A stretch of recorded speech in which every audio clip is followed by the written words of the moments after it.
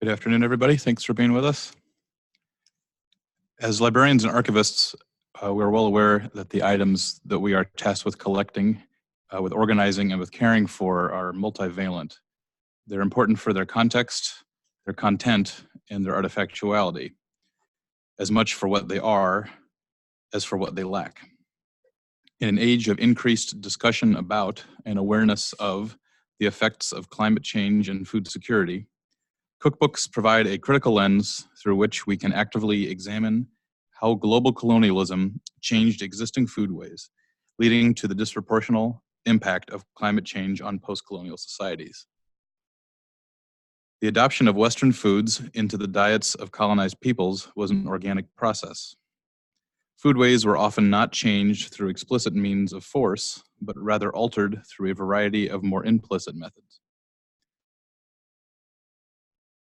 In this presentation, we will describe the ways in which colonialism, including settler colonialism, implicitly and explicitly changed the ways in which people procured, prepared, and consumed foods.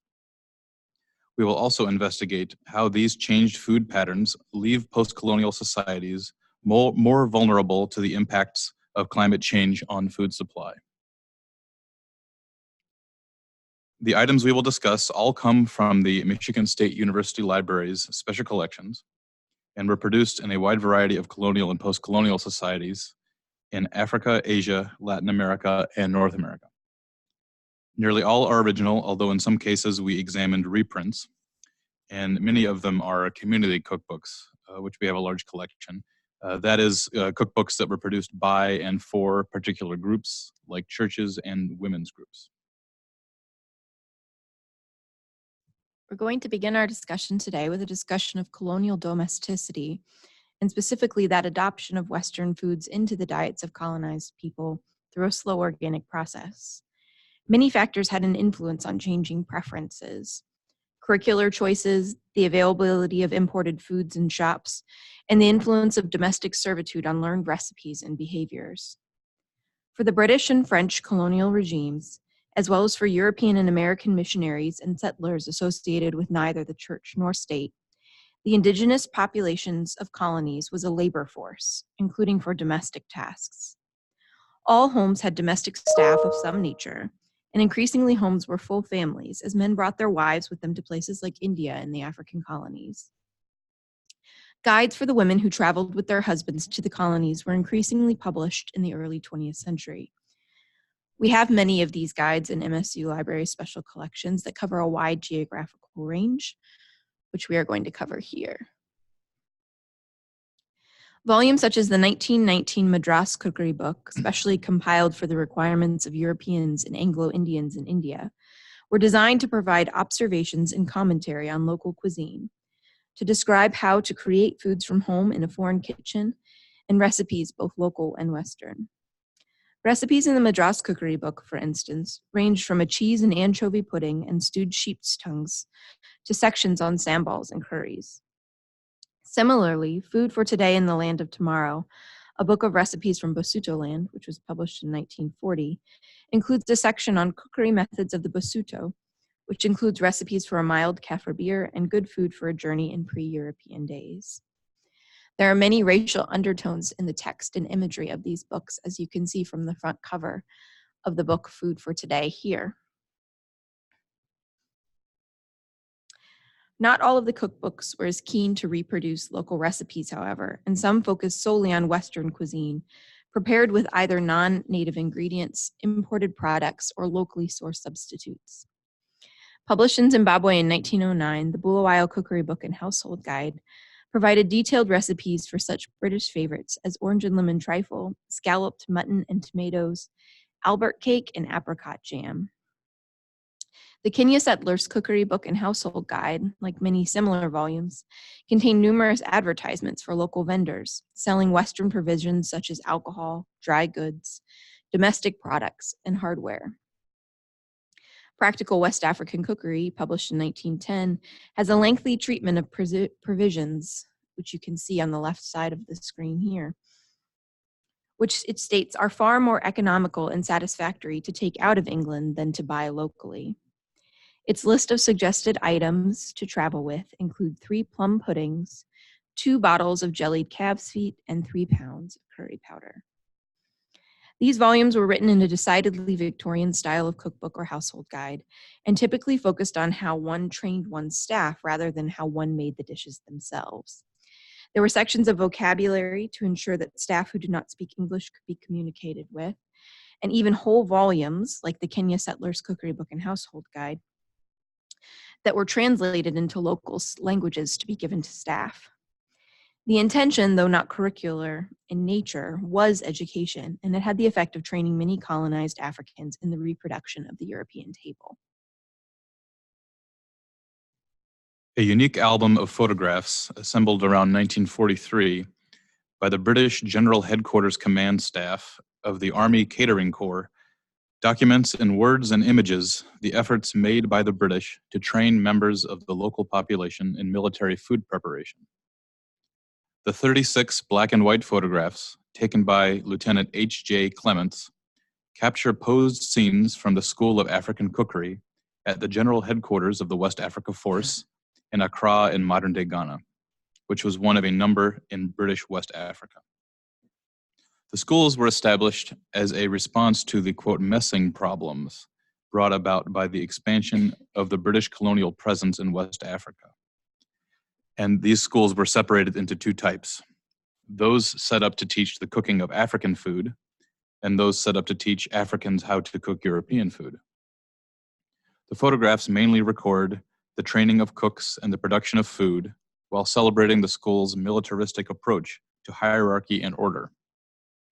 Instead of forcing the assimilation of the African troops into the colonizers' foodways, the focus was instead on establishing authority and control by regulating indigenous cookery through the system of the British military. A less explicit but ultimately equally powerful type of coercion. At each school, the training of the catering corps was ultimately overseen by a British catering advisor. The main instructors were African women, whom the album's annotators call mammies. These women trained male African personnel as cooks. The men selected for these courses were, quote, chosen for their clean appearance and intelligence, and were issued with a uniform consisting of white cookery clothes and a hat. After massing for an early morning inspection, as you see on the left, the trainees were marched to the kitchens for their instruction.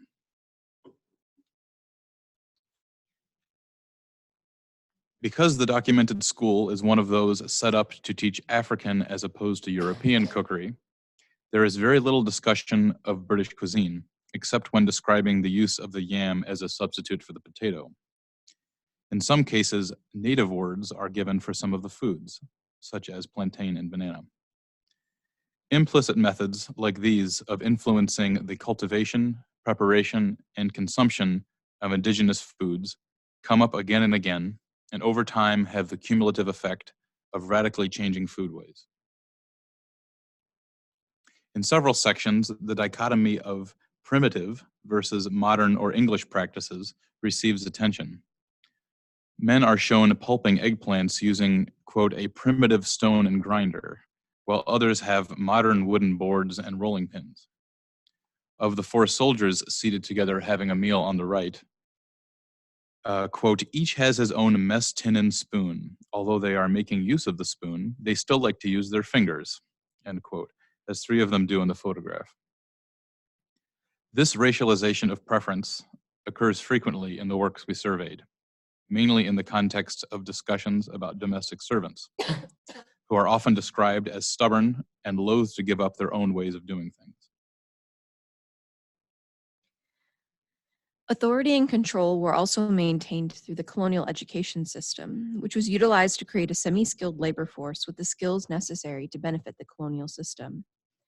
It also served as a means to instill cultural values in the population of colonies, adopting in particular a sense of Frenchness in French colonies.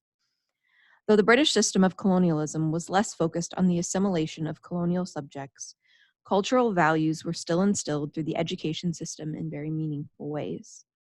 The church played important roles in this process. Many schools in the colonial era were run by missionary societies or by the Catholic Church, in the case of the British and French, respectively. The values of the church were therefore also instilled in this process. Regardless of background, the education of young girls in colonial Africa was decidedly different than its male counterpart in curriculum, design, and enrollment. Most educational programming centered around domesticity, the keeping of a proper home and kitchen, childcare, and cooking, and meal planning were commonly taught in the curriculum. The value of this curriculum persisted into the period directly after independence, as did Europeans' foods, recipes, and culinary ideals. Europeans often filled teaching and administrative positions in the postcolonial education system and continued to participate in the creation of curriculum. The Ghana Cookbook for Schools, seen here, is an example of such a piece of postcolonial curriculum. Written by 2 Ghanaian authors and 2 European authors in 1963, 8 years after the independence of Ghana from British colonial rule, its stated purpose was to educate girls in school in housecraft and domestic science. Young housewives who sought training in the art of cooking were similarly identified as an audience. The volume also covered, as many education volumes attempted to do, meal planning, the setting up of a kitchen, ingredient measurement, and traditional foods. The inclusive of traditional cuisine was not unique. In fact, it was commonly included in such volumes, but it never formed the basis for the recipes being taught. Rather, as this book explained, it took into, quote, full account of the changes in food and feeding habits in Ghana today. Interestingly, though the majority of the recipes in these volumes were Western and required the use of Western cooking implements, the recommendations on cooking implements in the setting up of one's kitchen were often more traditionally oriented, as you can see in the image on the left. The inclusion of cooking implements like a clay cooking pot or steamer, a mud oven, or a charcoal pot, alongside more modern kitchen conveniences, was practical. Such implements were what was accessible and affordable to the majority of families, when many other cooking utensils were out of reach. There was a large disconnect between what was possible and what was recommended to make, making the ability to create Western dishes that required expensive cooking implements, like an oven, something for individuals to aspire to economically. Western foods, through education and acculturation, became status symbols, and traditional foods that which poor families were forced to consume because of access to ingredients or supplies. The food and feeding habits of Africa had in fact changed by the post-colonial period, as did they change in other post-colonial nations, due in part to the education of young girls and women in European recipes and food culture. Traditional foods were still an important part of local foodways, but they had often evolved and in some cases were replaced or added to by very Western items. A strong example of this is the Tanzania Cookbook by Eva Pendeli Sarakikia, who had, several years prior, co-authored a curricular cookbook with a Catholic nun teaching domestic science, similar to the previous example.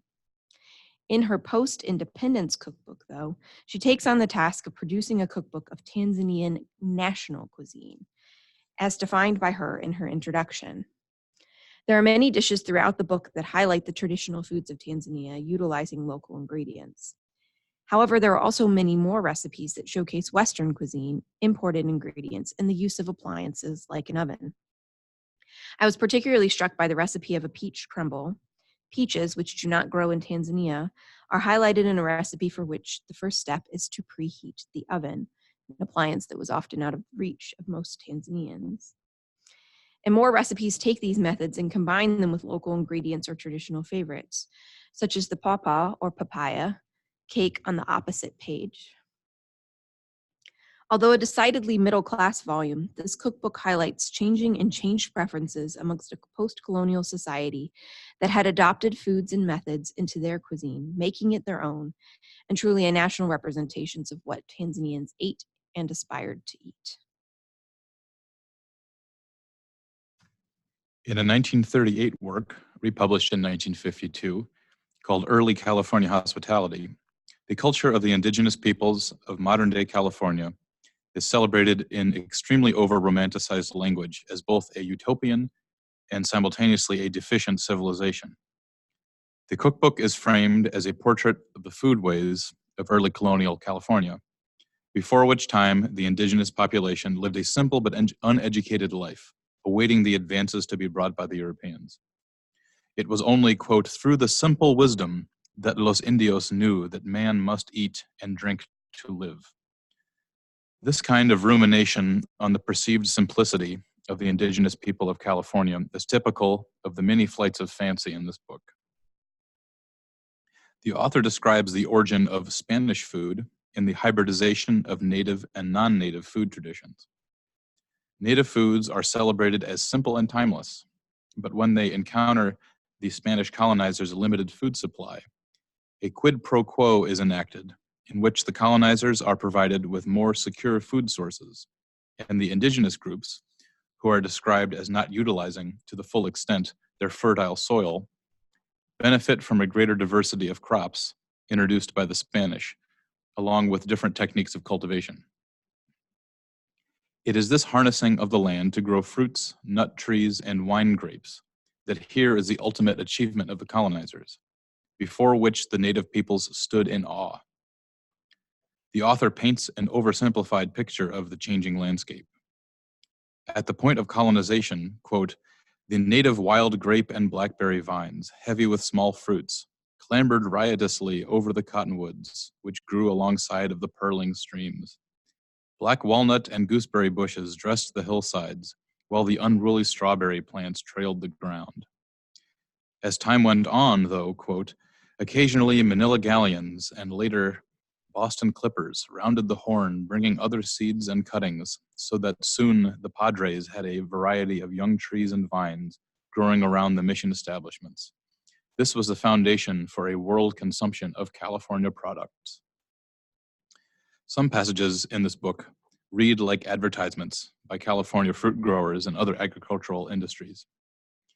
As we now know, it is this overcultivation of the land and the overuse of resources that have left this area particularly vulnerable to the effects of climate change, like mudslides and wildfires. Another specific example of colonial influence on climate change is maize or corn in Africa. Maize is a domestic crop of the New World, like potatoes and tomatoes, that found its way to Europe, Asia, and Africa via early explorer and trade routes. The prevalence of maize in West Africa has been documented through the research of Amanda Logan, who uses archaeological evidence as an alternative archive for understanding food security in Africa.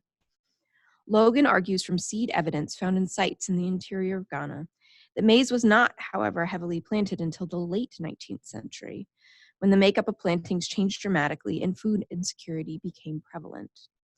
The primary reason for this, she argues, is the market economies of colonial rule.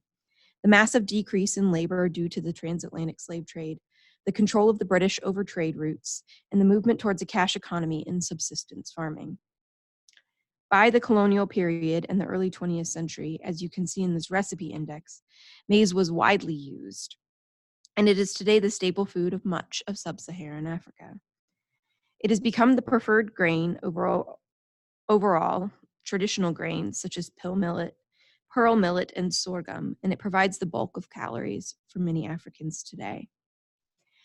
This is further exacerbated in the modern period by a capitalist economy of maize.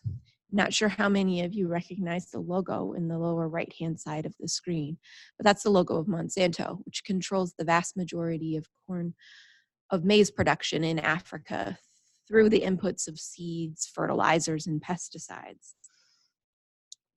The growth of maize in Africa has been fully integrated into the capitalist economy and is particularly vulnerable to shifts in climate.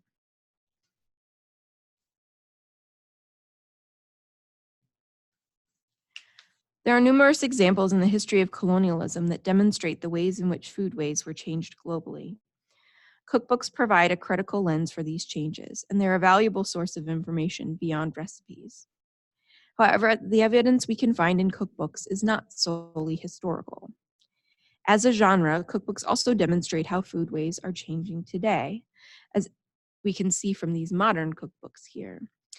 as individuals attempt to get back to indigenous foodways and attempts to reclaim identity and to mitigate the damage caused by industrial farming for monocropping through the planting of traditional foods, foraging, and the reclaiming of recipes. There are several examples, excellent examples of this that come from Native American communities in the United States. The two cookbooks here are examples of attempts to document, preserve, and highlight indigenous foodways. These cookbooks are, both implicitly and explicitly, a form of social justice. They include not just recipes, but also methods, stories, and models of indigenous foodways, like the one pictured here from the Sioux Chef's cookbook. In this diagram from the Sioux Chef's cookbook is particularly poignant to me. The foundations of indigenous food systems, it argues, include the removal of colonized thought, as well as reconnecting with the natural world and sharing this knowledge. Plants, animals, and the environment are interconnected with the wisdom of how to cultivate and utilize foods that have a rich history with the potential to both reclaim collective identities and to mitigate negative effects of human consumption on our planet. This is just a sampling of many similar works we have at MSU and of the many, many more that have been produced around the world. Up to this point, most of these have been little known or unrecognized troves of information about pre-colonial, colonial, and post-colonial foodways, but they are now beginning to be tapped for what they can tell us about how we got where we are today. These decades and even centuries old items, preserved in special collections libraries like ours, and maybe even yours, can speak to us actively about modern day approaches to social and environmental justice. They can help us to draw attention to the series of injustices perpetuated against peoples, cultures, and landscapes, and can also assist in discussions of how to address and repair the damage done. Thank you again for joining us.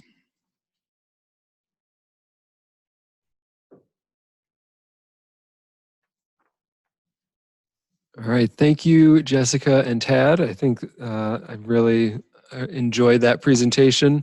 So now we are able to do a Q&A session. I don't think we had any questions come in during the presentation, but if you have a question, you can feel free to type that into the chat box and I will relay that on to our speakers.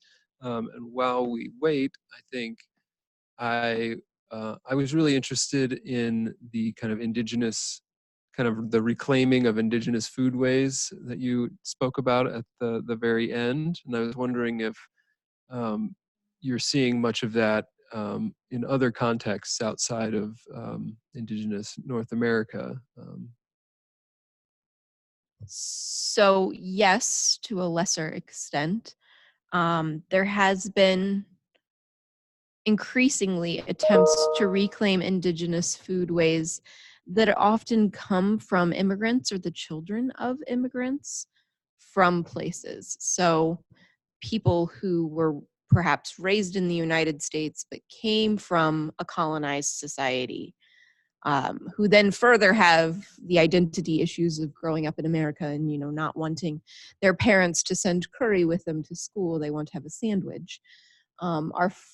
Become chefs in a very Western tradition and then return to their indigenous food roots. It's a very common trend in cookbook writing in restaurants in North America. This is less so in the places that were previously colonized, so in Latin America, Africa, and Asia. But you do see examples of this desire to demonstrate the national cuisine of a place. But then when you start to interrogate the recipes of that, you realize that they cannot be divorced from the influences of the colonial period in what has become national to those people. Great, thanks. I have a second question. I'm still waiting for any to come in through the chat, but I was wondering if you could just talk a little bit about the process by which you find cookbooks to add to the collection. I imagine maybe it could be a case-by-case basis, but if you have any interesting stories to talk about finding or adding cookbooks, I'd love to hear it. Well, I really should defer to Jessica, who is the curator of international cookbooks here. But I will say that this project also involved rediscovering things that have been sitting in our stacks for a long time. But your question specifically was about adding new books. You can feel free to answer it however you like. Well, I think I'll let Jessica talk about how we consider new acquisitions first. Sure. So there are a variety of different ways that we consider new acquisitions. There, I'd say, are two main streams and one smaller stream of how we receive cookbooks into our collection, broadly speaking. So both international and just cookbooks in general. We have a large community cookbook collection where the community cookbooks that were represented in this presentation today are the international wing, so to speak, of what is a very large North American collection as well. We receive a lot of these through donations, people who have collected cookbooks. I personally collect cookbooks, so I can understand the appeal of it. And then they donate the entirety of their collection. Many of these people traveled widely and picked up cookbooks as they traveled, and so we end up getting a great diversity of material that way. However, to really truly build a collection, we have to also make purchases to be able to build in distinct collecting areas that we want to. So for that, we use a wide variety of usually rare book dealers, but book dealers. So it involves going through lots of catalogs, building relationships with those people who sell those materials, letting them know the types of areas that we are trying to have collection strength in so that they reach out to us when there is new material, because as we were just talking about before this presentation started, it's impossible to go through all the catalogs that we get in our email or in the mail. And then the third smaller way is I said that I actively collect cookbooks and am involved in that world personally. And so whenever I'm out digging in antique markets or at estate sales or in used bookshops for myself, I will check things against the library catalog, and the library gets first dibs. If we don't have it, then I put it in the library, and if we do, I keep it for myself.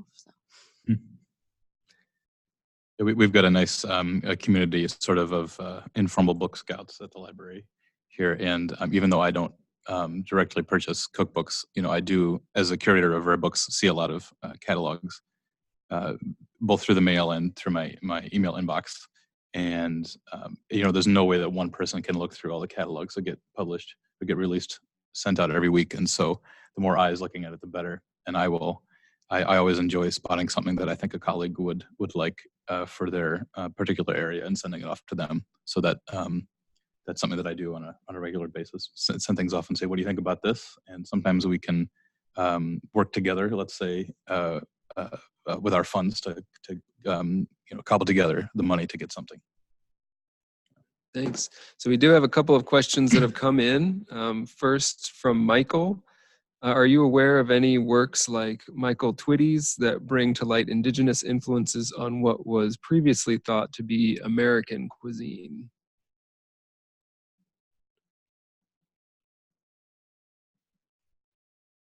I'm writing this down just so I don't forget it. I am aware of that particular work, and there is similar work that has been done.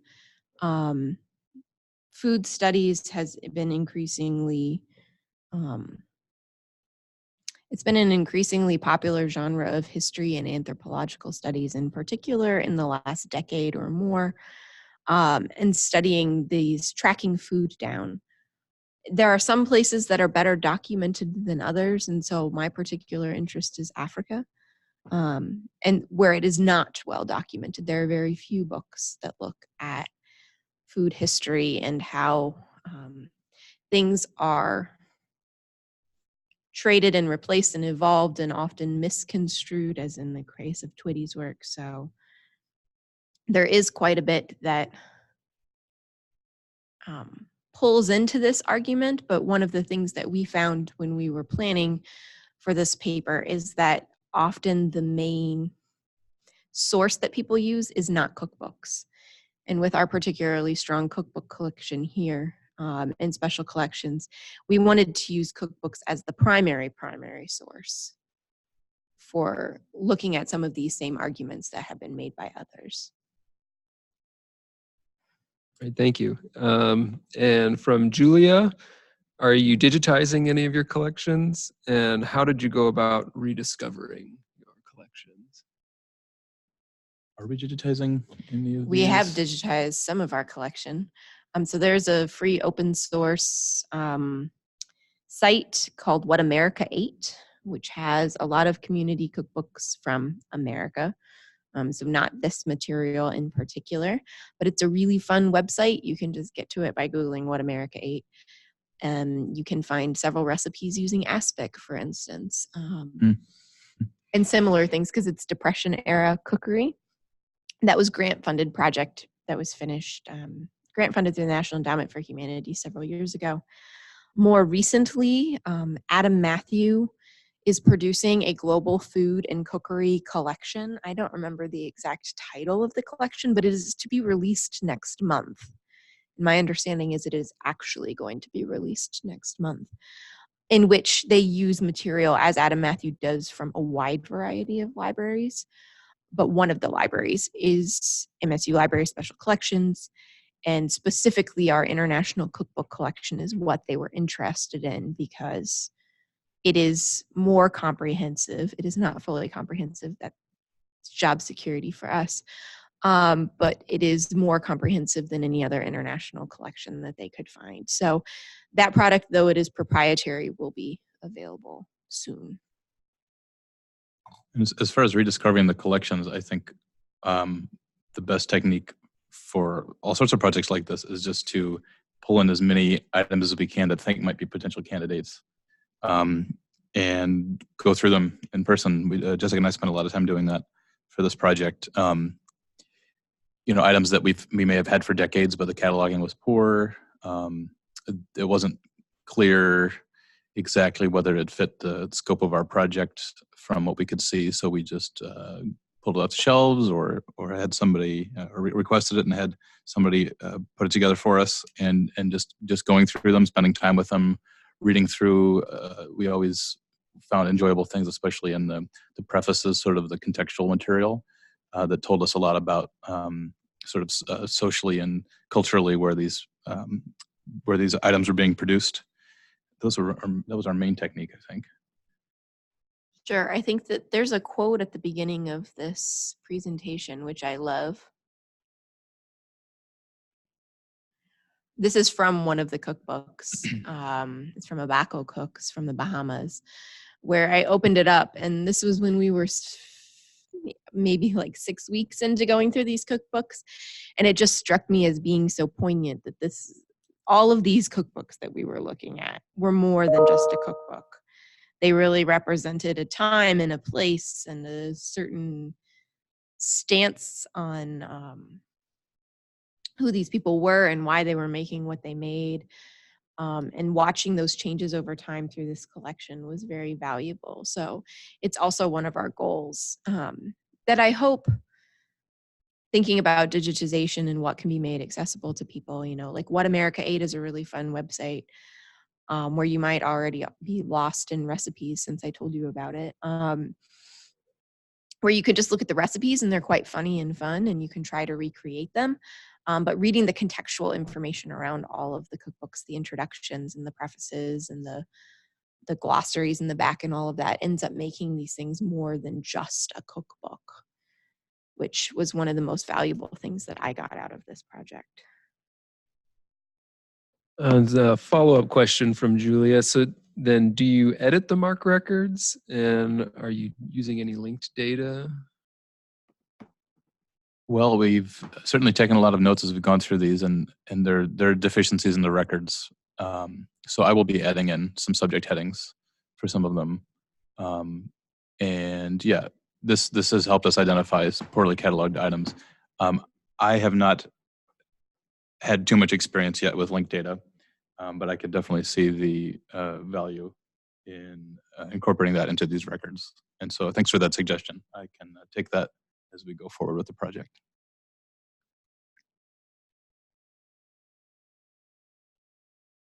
All right, and then a question from Ronti.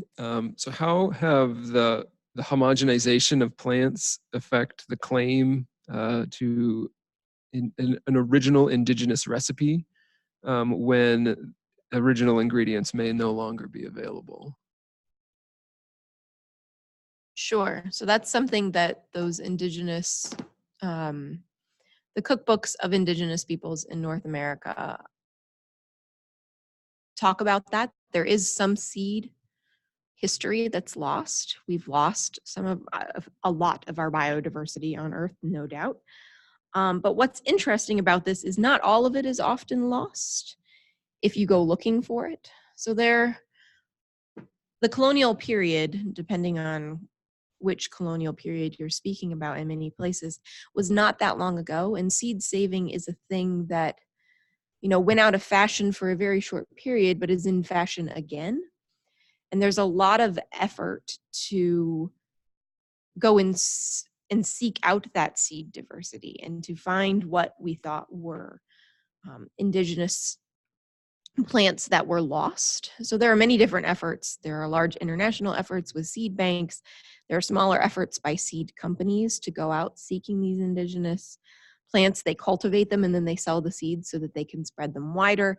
And this is something that the chefs and cookbook authors of this movement are very involved in.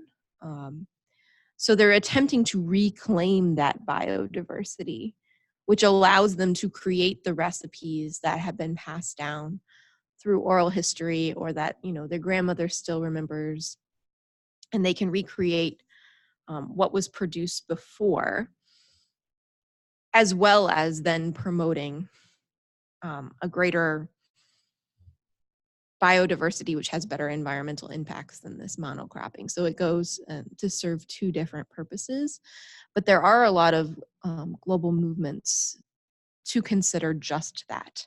And a lot of these chefs are, we talk about farm to table cooking, and it kind of makes you roll your eyes almost anymore because every place is a farm to table restaurant.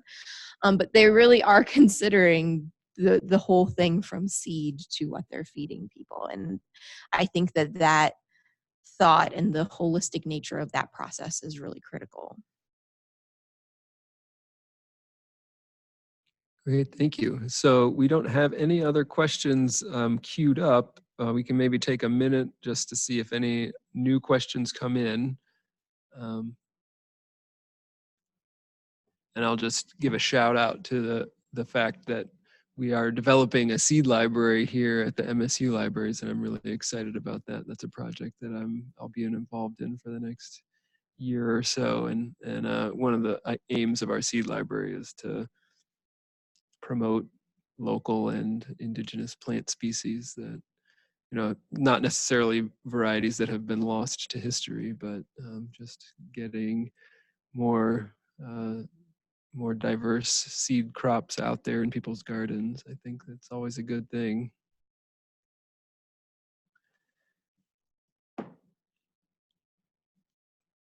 All right, well, we don't have any other questions coming in, so I think maybe we can call it a day. So I'd like to really wholeheartedly thank both of our speakers. I think this is really interesting, and the conversation that we had has been really great. We have some thanks rolling in from the comment section too. So thanks everybody for joining us, and hopefully you have an enjoyable rest of the day.